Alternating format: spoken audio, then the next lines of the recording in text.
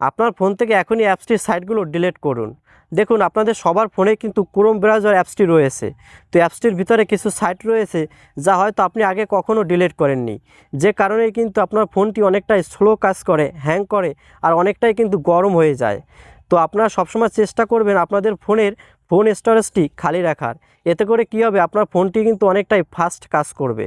তো কিভাবে আপনাদের ফোন থেকে এই সাইটগুলো ডিলিট করবেন আমি দেখিয়ে দিচ্ছি। তো এরকম নতুন নতুন ভিডিও দেখার জন্য আমাকে ফলো করে রাখতে পারেন, যা আপনার পরবর্তীতে কিন্তু অনেক কাজে আসবে। আর ভিডিওটি আপনার বন্ধুদেরকে শেয়ার করে দিন। তো চলুন আপনাদের দেখিয়ে দিচ্ছি। দেন আপনাদের ফোন থেকে গুগল ক্রোম অ্যাপসটি ওপেন করবেন। ওপেন করার পর উপর দিকে এই থ্রি ডট চিহ্নটির উপর ক্লিক করবেন। তারপর এখান থেকে সেটিংস এই লেখাটির উপর ক্লিক করবেন। তারপর একটু স্ক্রল ডাউন করে নিচের দিকে চলে আসবেন। চলে আসলে এখানে দেখতে পারবেন সাইট সেটিংস এই লেখার উপর ক্লিক করবেন।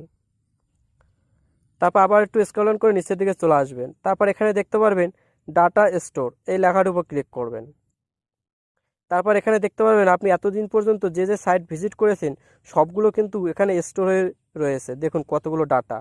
তারপর আপনি একসাথে সবগুলো ডিলিট করার জন্য ডিলিট অল ডাটা এই লেখাটির উপর ক্লিক করবেন। তারপর এখান থেকে ডিলেটে ক্লিক করে দেবেন।